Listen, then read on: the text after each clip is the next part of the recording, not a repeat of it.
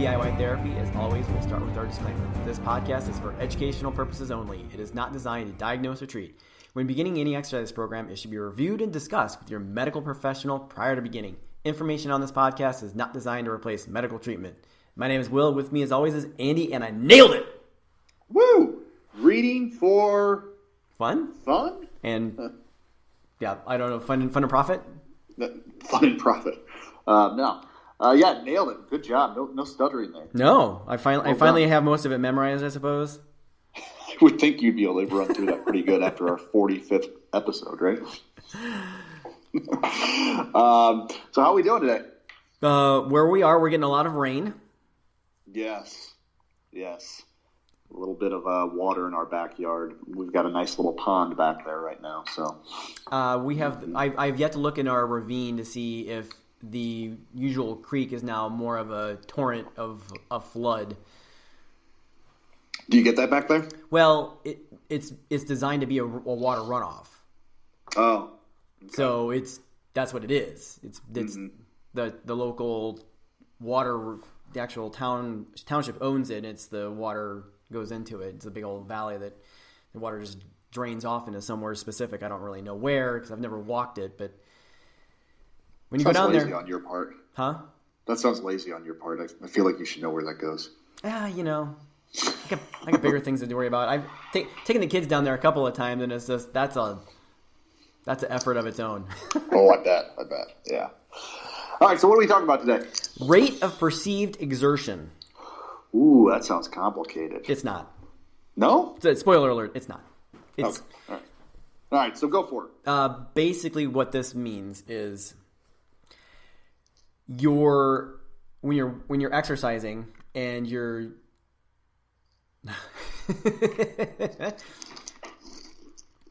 So basically what this means is when you're exercising and you're using a resistance, how much resistance should be using judging by how it feels, essentially.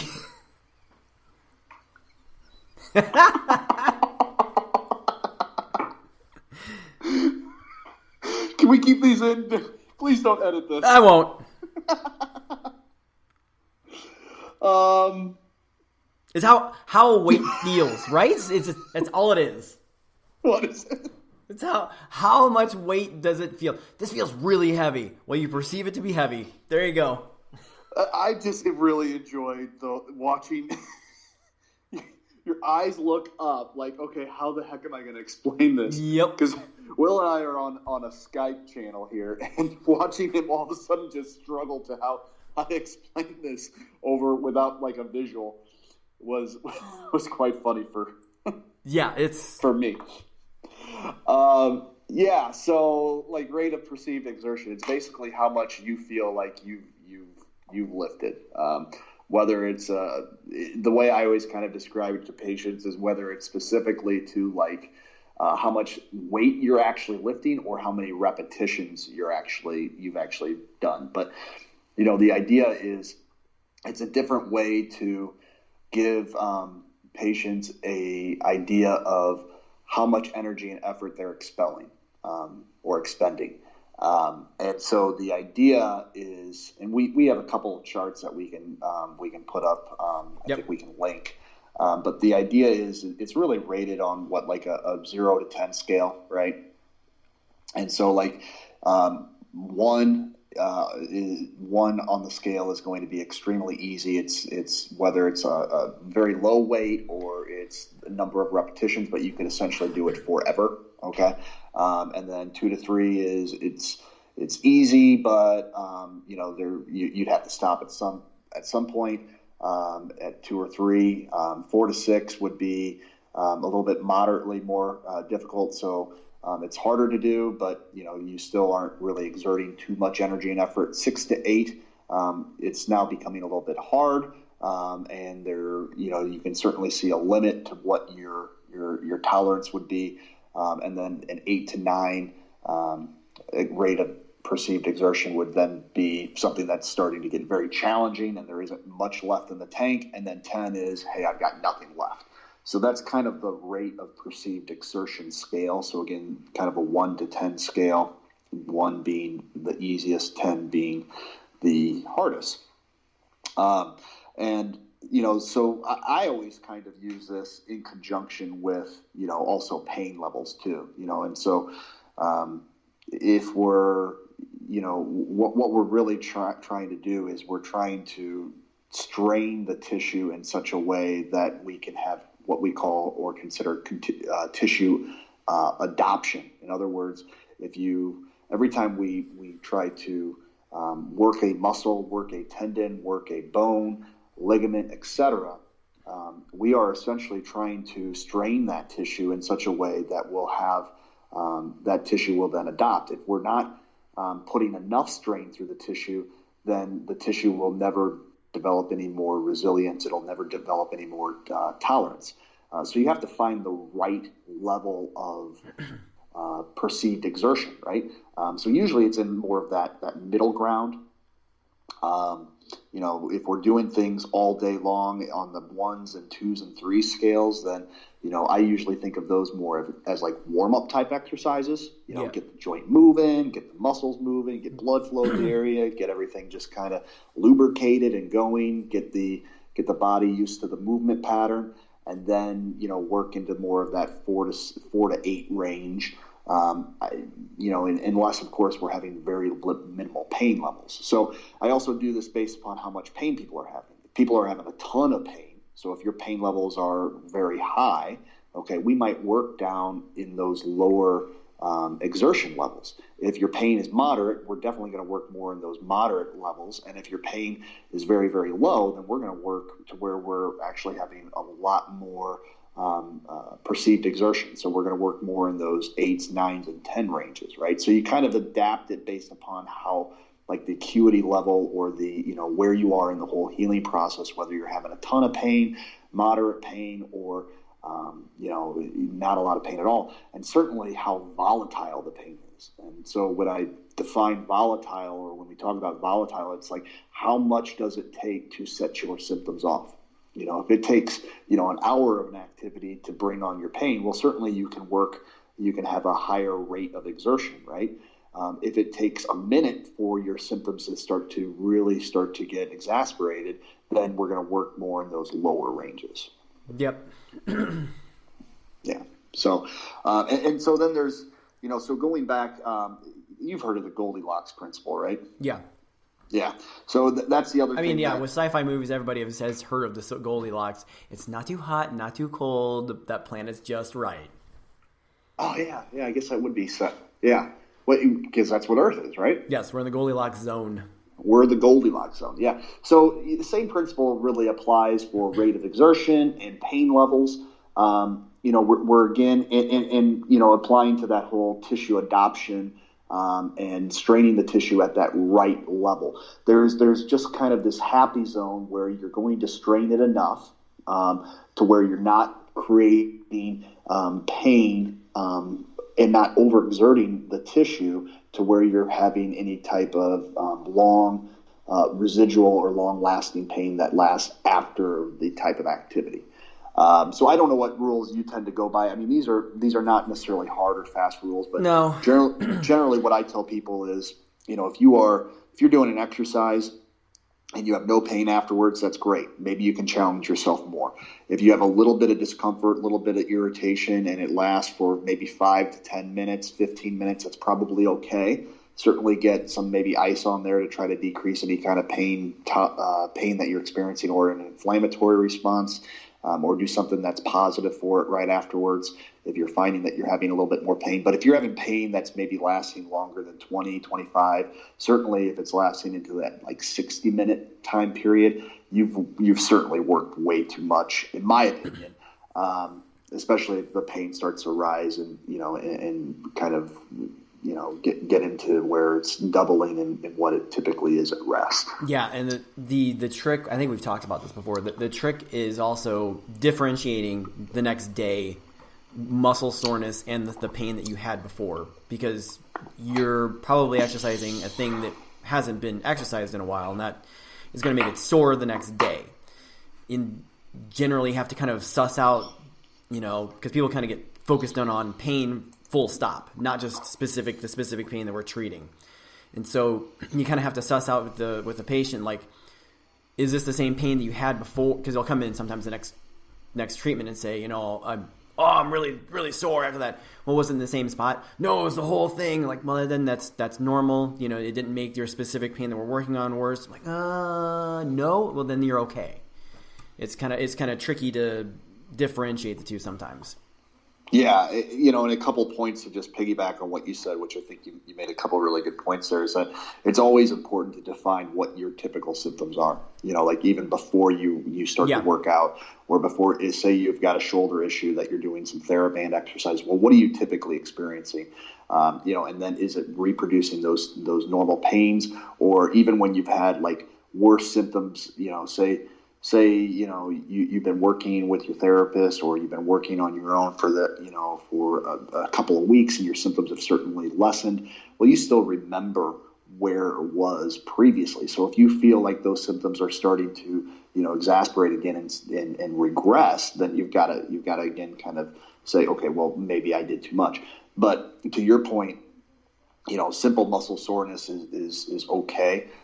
Soreness in general, I actually always applaud people if they're having soreness versus pain, or soreness versus their typical symptoms, because soreness is usually indicative of the muscles.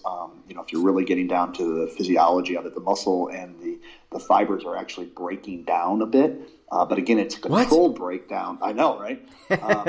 And that's where that soreness actually will come in. But the soreness indicates that it's going to be built back up stronger. And so that's actually a good thing. So when people come in and they say, hey, you know what, I'm hurting a little worse, and then we kind of dive into it and we define, okay, well, this is okay. This is a delayed muscle onset soreness. That's okay versus, hey, our typical pain. Then we actually go into the fact that, hey, this is actually better.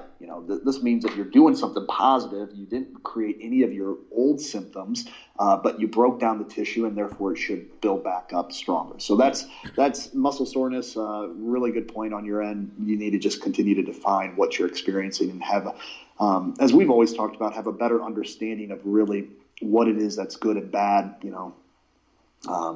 and really know what your the goal is, what the cause and effect is. Yeah. What the actual goal is. It's not necessarily to get rid of all pain full stop. It's the specific pain that you're working on. Mm-hmm. Yeah. So, this can be used really, this could be used in, I don't know, maybe you want to go through some of the stuff that it can be used in. It could be used in rehab. It could specific to shoulder, knee, you could back, use this, hip.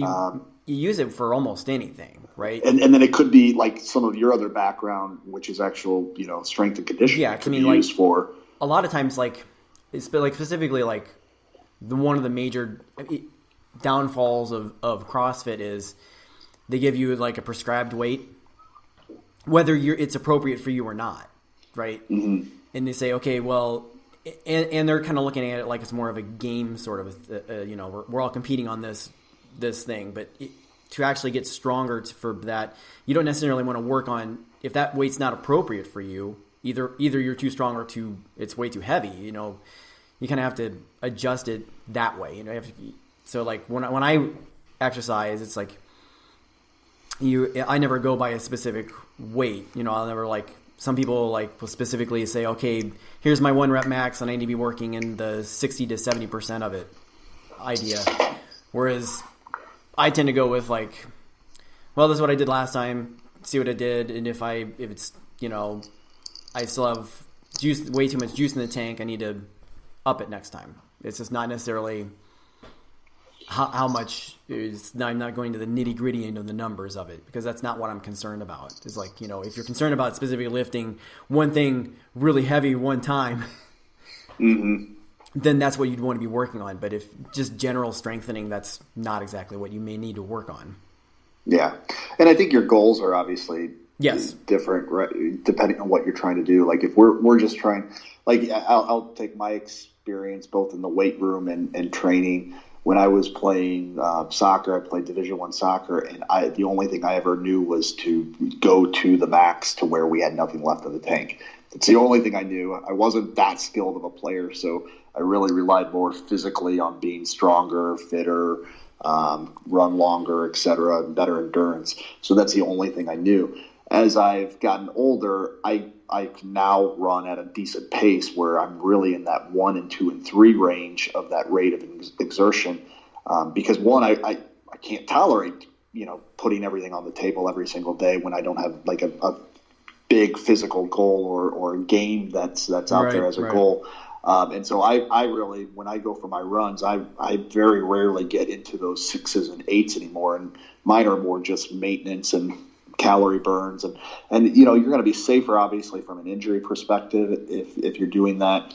I think the other thing is, if you are training for different types of events, whether it's swimming, triathlons, whether it's you're a weekend warrior, whether you're just trying to build more muscle strength, mass, etc. You want to vary these things.